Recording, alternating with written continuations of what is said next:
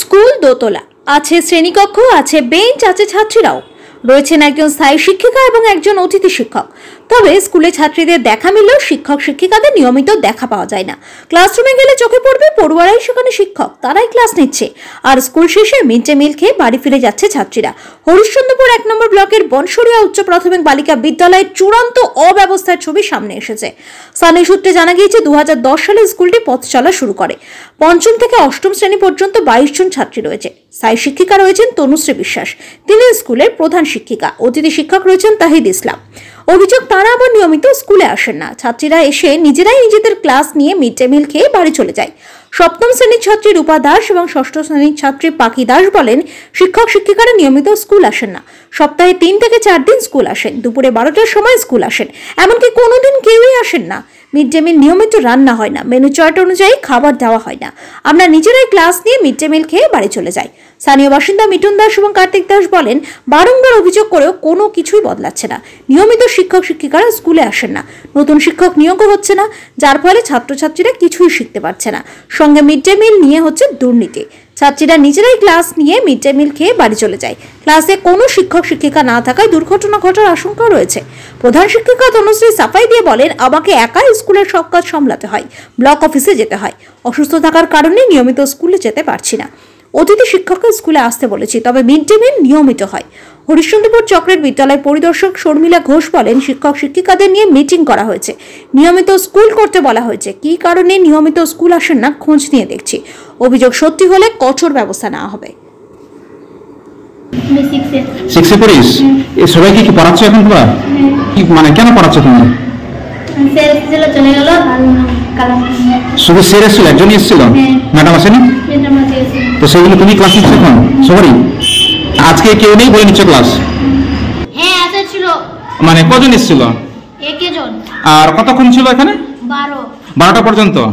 Master আছে না চলে গেছে? চলে গেছে, বলেছে তোমরা খেয়ে দিয়ে চলে আবা। তো এরকম কি ডেইলি এরকম করছে? মাস্টার আসছে আর বাড়ি চলে যাচ্ছে? কটা মাস্টার আছে? একটা, আর একটা ম্যাম আসে। ম্যাম আসে 12টায়, ফের চলে যায়। আজকে ম্যাডাম এসেছিল না, কালকে এসেছিল। তো সপ্তাহে কতদিন ম্যাডাম আসছে? সপ্তাহে এমনি 2 দিন 3 দিন এমনি আসছে। আর আসছে না? না।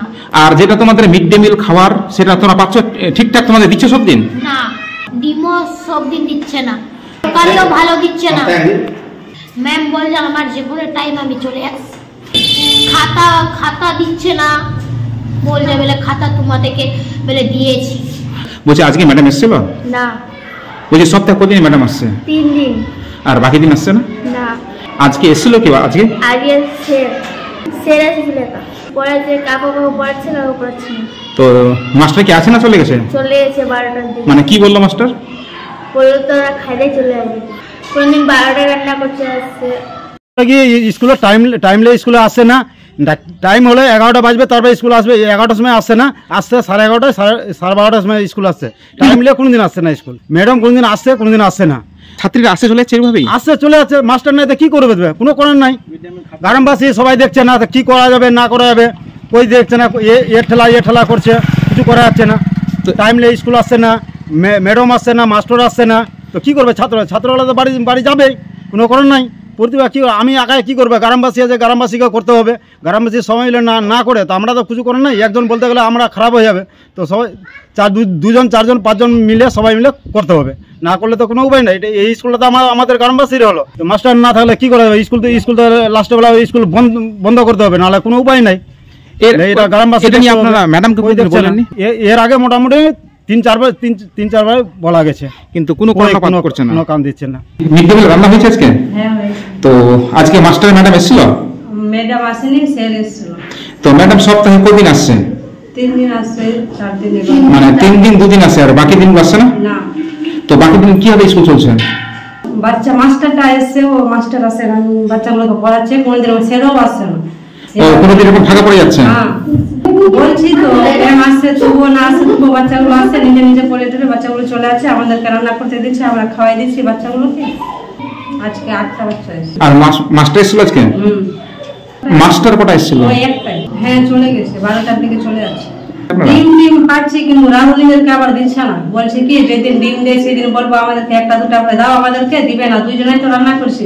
বলছে রাঁধুনিদেরকে বলে খাওয়াবার বলে নাই, এটা শুধু বাচ্চাদের। আর অল্প অল্প চাল তেল এইটুকু তেল দিবে, ওইটি তেলে বলবে 2 দিন রান্না করব, তারপরে 2-4টা আলু এভাবে রান্না করতে দিচ্ছে।